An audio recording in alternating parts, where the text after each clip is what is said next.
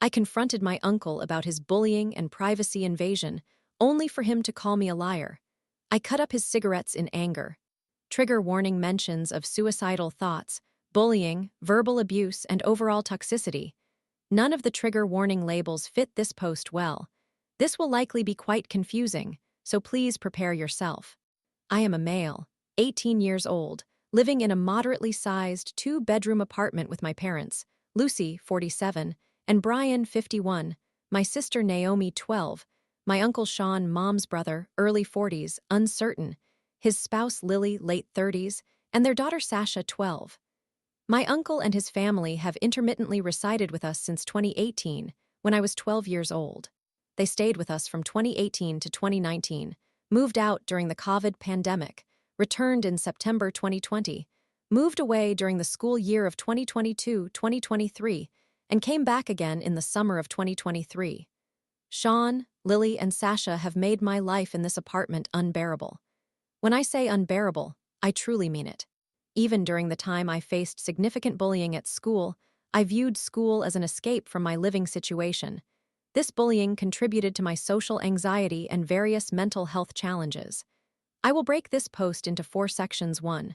Sean's actions towards me. 2. Lily and Sasha's lack of empathy. 3. My parents' reactions. And 4. An overall venting session. To begin, I will outline how we all ended up living together and provide a timeline. My father was working abroad, leaving me, my mother, and my sister alone. We transitioned to a new country, where my uncle and his family resided. To facilitate our adjustment, my father suggested that my uncle move in with us. Before this arrangement, my uncle's family lived in another city, let's call it City X, but they were considering moving to our city, which we will call City Y. We relocated to a 2-bedroom apartment where the layout included Sean and Lily in one room, and my mother, sister, cousin, and I in the other room, which was originally a living room converted into a spacious bedroom accommodating up to 5 individuals comfortably, each with their own bed. When my father returned home during the COVID pandemic, my uncle's family moved back to City X. After COVID restrictions were lifted in our country around August 2020, Sean and his family returned to City Y and stayed with us. While they may have had minor jobs, neither Sean nor Lily held a full-time position until 2022. Sean fluctuated between City X and City Y from late 2020 to 2023, while Lily and Sasha remained with us. My father experienced a medical emergency that required him to be hospitalized for about a month in late 2020, leading my mother to stay with him most nights, which is relevant for paragraph 3. The apartment felt particularly empty in October 2020 when my father was in the hospital, my mother by his side, while Sean was in City X. My cousin Kate, 21, who is on my father's side, moved in with us to start university in our country in 2022. Since she was there and unable to afford her rental place, my father urged Sean and his family to move out. Kate eventually left in December 2022, leaving only my immediate family. However, in September 2023, both Sean's family and Kate returned to live with us, maintaining this arrangement until November 2024, when Kate unexpectedly moved out. As of February 2025, the apartment is occupied by my family and Sean's family, with my parents in one bedroom, Sean in the living room, and the rest of us in the other bedroom. Now, on to the sections. 1. Sean pushed me into suicidal thoughts when I was 12 to 13 years old. He used to taunt me for being flamboyant, asking things like, "Do you even have a penis?" Even though I was coming to terms with my attraction to men and grappling with gender dysphoria, those comments didn't hurt as much as realizing I wasn't safe from bullying in my own home on top of already being bullied at school. This took a toll on my mental health. Although I never received a formal diagnosis, due to my father's disbelief in mental health diagnoses, I suspect I developed depression and paranoia, leading to suicidal thoughts around ages 12-13. I never took these thoughts seriously or acted on them. At one point between 2018-2019, I felt such anger that I broke the chair I was sitting on. I was a fragile 120-pound 13-year-old not strong enough even to carry a gallon of water. In October or November 2020, when the apartment was nearly empty except for me, Sean, and Lily, I was dancing alone in my room to Latita by Everglow, a K-pop girl group. The door did not completely close, leaving a small gap between the door and the wall. The door also lacked a lock. When I reached the second chorus, my uncle unexpectedly opened the door. I paused the video because I felt bashful dancing in front of someone, not out of shame. My uncle mentioned that he recorded my dancing and intended to show it to my parents, pointing out that I was dancing like a girl. My parents were aware that I danced to K-pop since they had witnessed it. I did not fear that. At that moment, I thought, oh, they will see my poor dancing. But I quickly grew furious with Sean because it felt like a severe invasion of my privacy. He filmed me while I was engaged in an inherently private activity, intending to harm me. Even after 4 years, I still haven't learned any K-pop choreography, and I remain anxious about exercising in my room around others, which significantly contributed to my halt in physical activity. In 2023, while engaging in an argument with my mother, he butted in to share his opinion on a subject that did not concern him. However, when he chats with Lily or Sasha about anything and I express my view, he often reacts angrily, claiming, "This is a private conversation," even when he speaks loudly or is in the common area. Whenever I cook, he frequently inquires in a critically mockful tone, "What are you making today?" as I prepare meals using an array of spices or unusual recipes from the internet, complaining that I will make the apartment smell. This is ironic, given that he smokes right by the balcony door, letting the odor permeate the apartment, or that he often cooks cow liver and other pungent animal parts. Despite asking my mother to tell him to close the door when he steps outside to smoke, he fails to do so 25% of the time, requiring me to ensure it is closed after him. Today, I had cake for breakfast, and he remarked with overt mockery, "Are you not adding ketchup or paprika to that?" I impulsively retorted, "Are you not going to shut up?" and walked away. Since that moment, he has been giving me the silent treatment. He also ridicules me for my choice to abstain from meat. This summer, we returned to our home country and stayed at my grandmother's house, me, my mother, my sister. Sean, Lily, and Sasha also joined us there. I spent the majority of my days indoors, on my laptop. Sean repeatedly questioned me, asking, "Why are you always in your room and why don't you ever go outside?" One day, I reached my limit and bluntly stated, in front of my grandmother, "Why aren't you working and why are you living with us?" The following day, I requested my mother to address the staying inside issue with him, knowing he would mock me for bringing it up myself. We were outside on the patio with the door open when he overheard me and walked outside, declaring, "I hear you're talking about me." I asked my mother to advocate for me, but she was occupied, instructing me to speak for myself. So I did, asking him to, "Please refrain from making such remarks, as they contribute to my depression due to comments you've made that have hurt me." He feigned ignorance about the term depression. I confronted him regarding the comments about staying indoors and filming my dancing. He called me a liar, asserting he would never do that. After being labeled a liar twice, I completely erupted. I shouted about his lack of employment, how his smoking bothers me, and Lily joined him for support. The irony is that Lily had nearly divorced Sean while he was away. Somehow, they managed to persuade Lily to join him by leveraging Sasha's desire to visit her extended family to address their marital problems. Sean threatened me, saying, "I can ruin you." And I was so infuriated that I took his cigarette pack, cut all the cigarettes in half, scattered them, and hurled his lighter into a small garden area with a few trees. I then returned to my isolation room, where I overheard Lily claiming I was brainwashed. My mother and Lily attempted to enter and criticized me for confronting my uncle, prompting me to splash all the water I had from my Stanley cup on them. For a man in his late 30s to early 40s, he has bullied me more than my peers. He has never apologized or taken responsibility for his actions towards me, nor has he adjusted his behavior or words. 2. Even in Sean's absence, Lily and Sasha have made living in the apartment an ordeal. Instead of directly bullying me, their presence itself is the underlying issue. Our bedroom has 4 ceiling lights, 2 in the center and 2 on one side, located next to each other. 3 of the lights emit yellow light, while 1 produces green. I have been vocal since 2019 about how much I dislike it when Lily and Sasha turn on all 4 lights. I have expressed that I find excessive light uncomfortable and particularly detest the green lights. Generally, I do not prefer overhead lighting, so agreeing to have two of them on feels like a significant compromise, as too much light induces dizziness for me. Even when the sun is shining outside, they flip on all the lights. Sasha's desk used to be situated directly under the central lights, allowing me to turn off the two side lights, but we recently rearranged the room, placing her desk on the side, away from the central lights. The yellow lights on the side were malfunctioning, and to accommodate Sasha, we repaired those fixtures. I anticipated they would switch off one of the central lights and activate the functioning yellow light, but that never happens. Despite my repeated attempts to turn off one of the central lights, Lily consistently reactivates it whenever she enters the room, even though Sasha's desk is illuminated by the lights directly above her. They also turn on the green light roughly 20% of the time. Furthermore, they are often noisy. Arguments between Lily and Sasha occur far too frequently. I attempted to keep track for a couple of weeks and noted 5-10 arguments daily.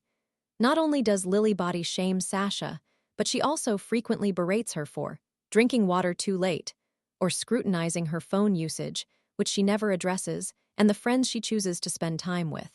I even bought noise-canceling headphones to cope with the constant fighting, though I can still hear them despite the noise cancellation feature and music.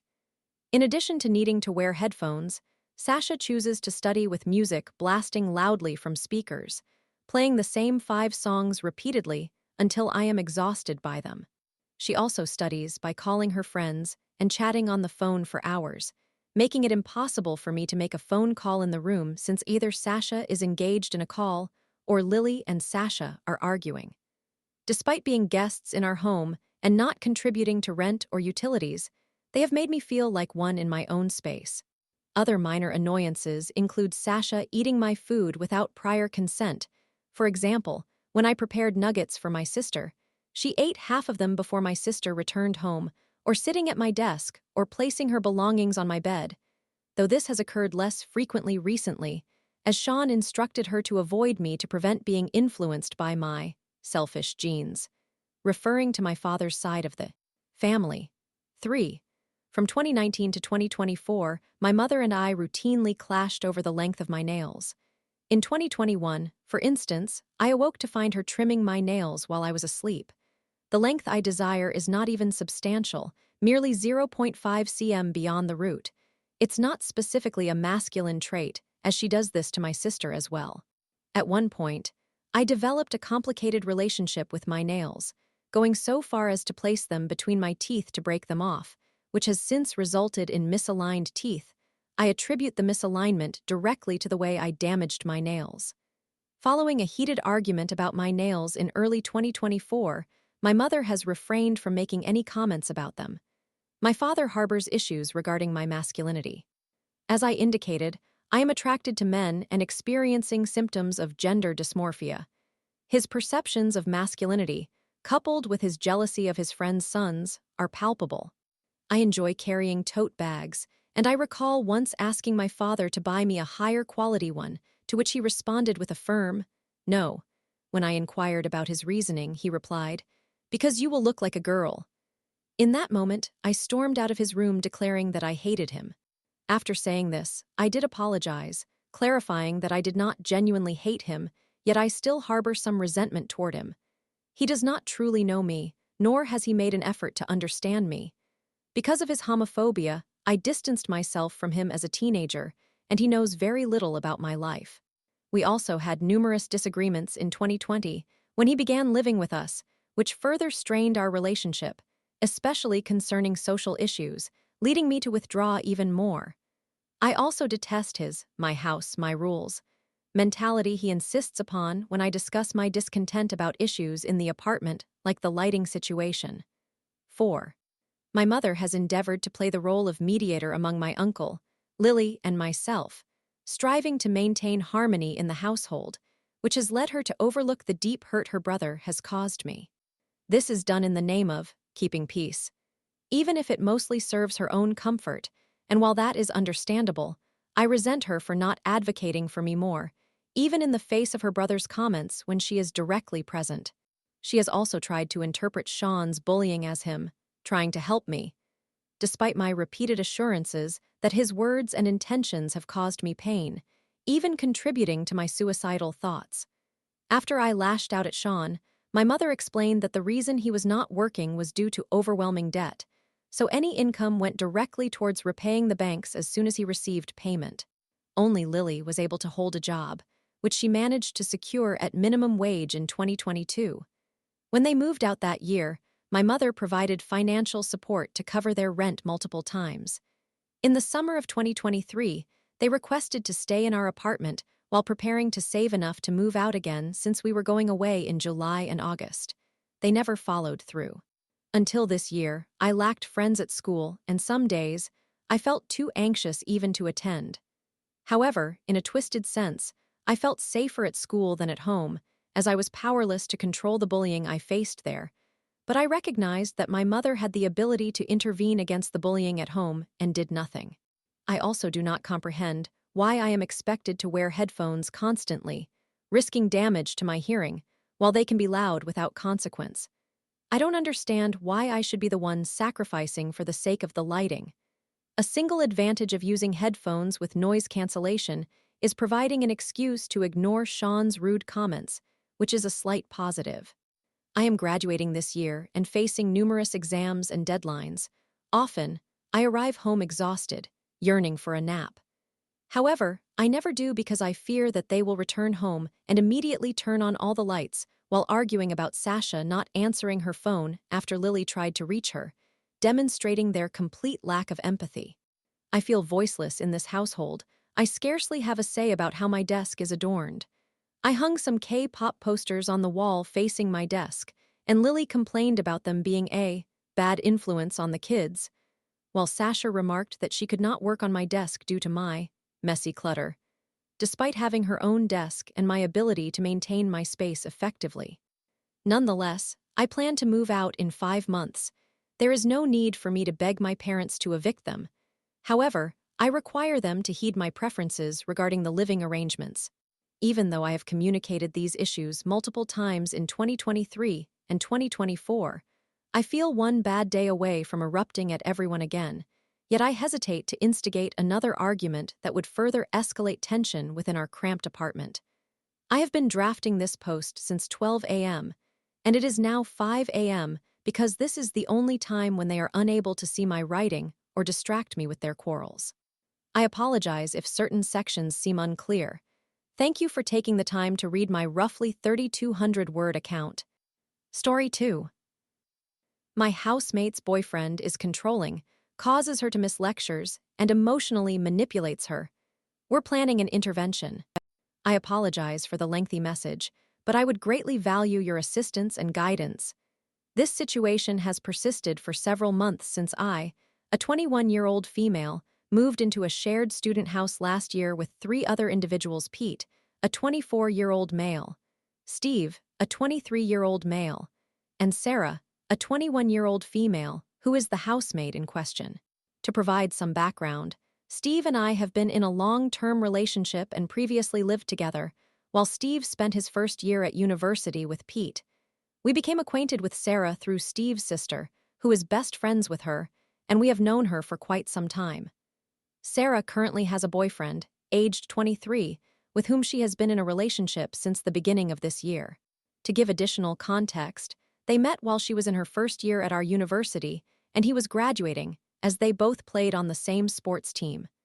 Since her move-in, we have organized several game nights, which her boyfriend has attended, and have made an effort to include him in our house's social gatherings.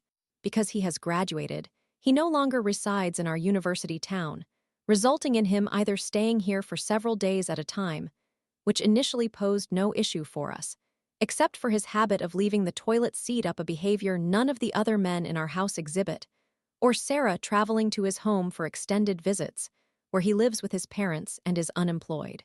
The difficulties arose during a shopping excursion to Steve's sister's hometown, where Sarah's boyfriend would often disappear with her for prolonged periods, undermining the purpose of visiting this particular town. This issue intensified a few months later when Steve's sister visited our town to go shopping and attend a club night that the 3 of us were planning to enjoy together. Sarah's boyfriend unexpectedly showed up during our shopping trip, which we were fine with, despite not realizing he would join us, and would spend an excessive amount of time in each store, at least 15 minutes. Consequently, we spent most of the evening waiting for them. Moreover, when Sarah and Steve's sister walked around together, he would joke about being a third wheel and would get upset about it. Sarah later confessed that he had been doing this intentionally to prevent her from spending time with Steve's sister. He even invited himself to our girls' club night and remained glued to her throughout the evening, despite this event being planned months in advance. When Sarah and Steve's sister went to get ready in her room, he remarked, "I guess I have to leave the room then," and sat outside of her bedroom door for the entire time. Furthermore, after a game night at our house, Sarah mentioned that she had argued with her boyfriend after he accused our housemate Pete of flirting with her the entire night, and vice versa. This assertion was factually inaccurate, as Sarah and her boyfriend had been all over each other all evening, exhibiting a significant amount of uncomfortable public displays of affection, and Pete has never shown any romantic interest in her. Historically, Pete has always treated Sarah's boyfriend with kindness, far more than I would have, and even gifted him a watch the first time they met, explaining that he liked it. Since this incident, we have grown cautious of Sarah's boyfriend due to his controlling behavior and his tendency to provoke arguments over trivial matters.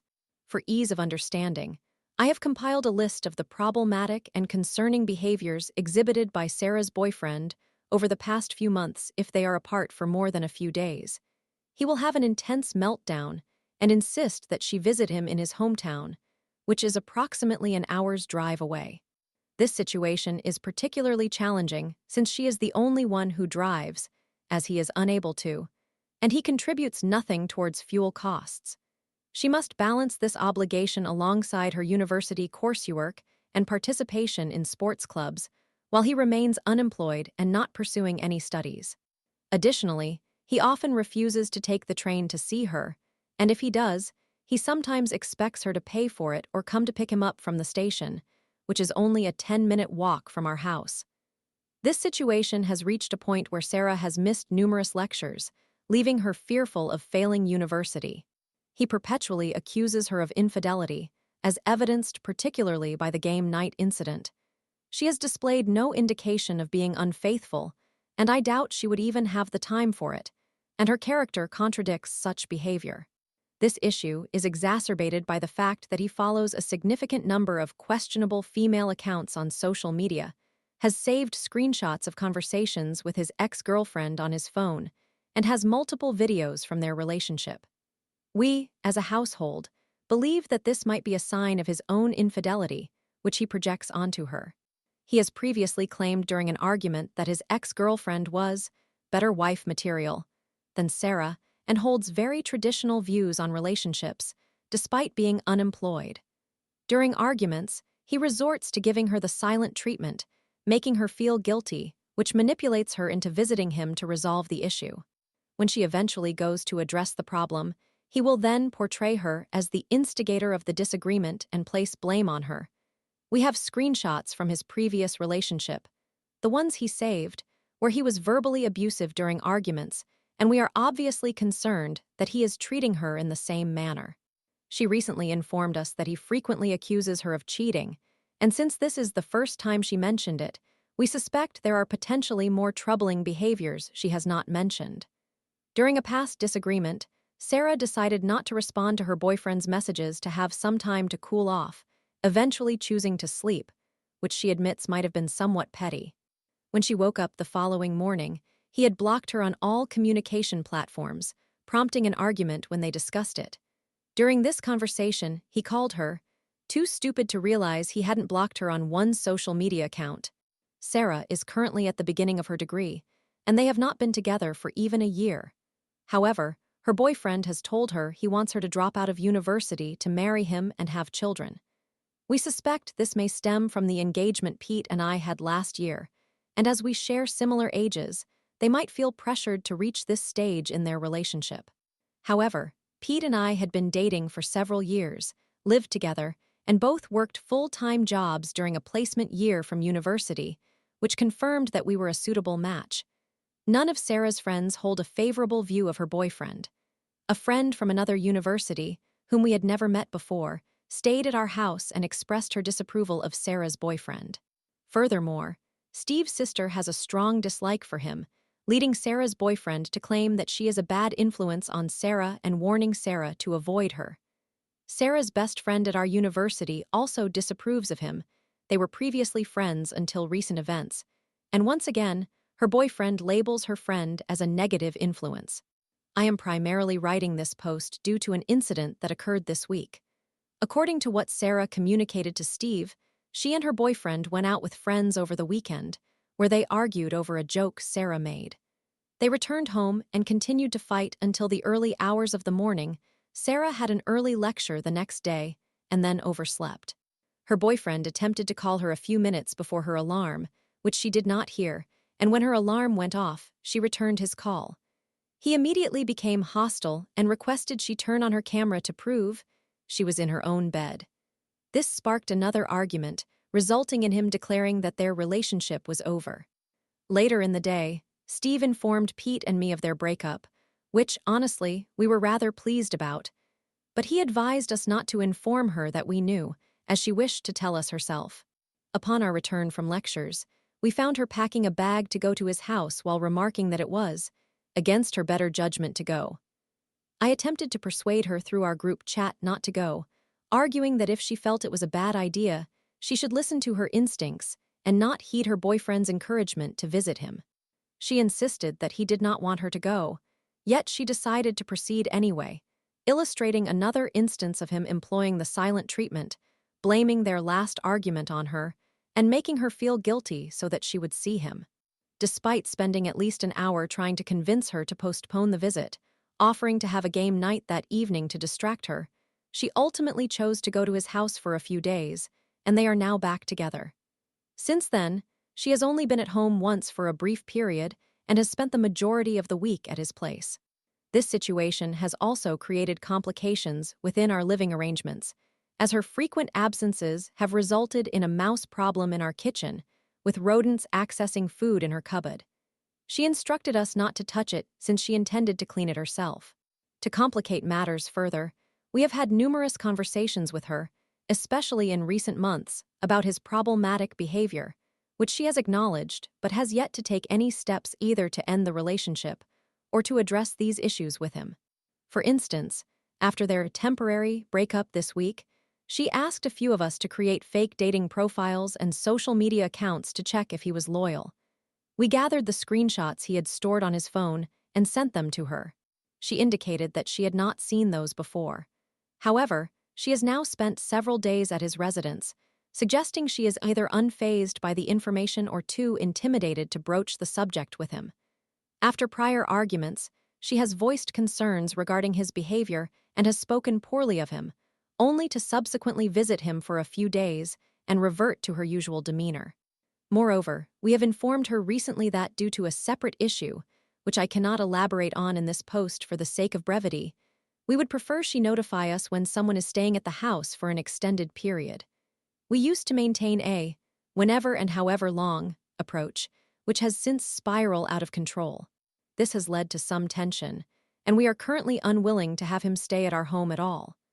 Consequently, our plan is to develop a presentation that very clearly outlines his deeply concerning behavior, including screenshots, excerpts from websites detailing abusive conduct, and potentially comments from this post to persuade her that this relationship is decidedly unhealthy and that she should end it. We intend to invite Steve's sister, as Sarah's closest friend, to the intervention, enabling us to spend time together afterward should it upset her. I wish to emphasize that I, along with the other housemates, do not intend to interfere and would prefer they resolve this on their own. However, it is evident that the relationship is unhealthy, and we struggle to understand why she is so determined to remain with him. We also feel uncomfortable with him staying in the house any longer, as he has expressed animosity towards us numerous times and has been disrespectful while in our home. The last time he visited, he tried to provoke an argument with both Pete and myself. It is crucial to mention that we are very close friends with Sarah and understand her true character. We have observed significant changes in her behavior since entering this relationship. Given her strict upbringing, this is one of her first relationships, which may explain why she has not experienced the typical relationship challenges many encounter during their teenage years. This post is not intended to express anger towards her, but rather to convey our concern for a friend who we fear might take drastic steps, such as withdrawing from university or getting married while not in a healthy relationship. She has previously spent hours crying in her car after disputes with him, and yet they consistently find their way back together. In conclusion, would I be the villain if I, and the other housemates, held an intervention to express our concerns regarding their highly unhealthy relationship and persuade her to part ways with him, considering they have experienced at least one significant 6-hour argument every 2 weeks since their relationship began? Any advice or feedback would also be appreciated.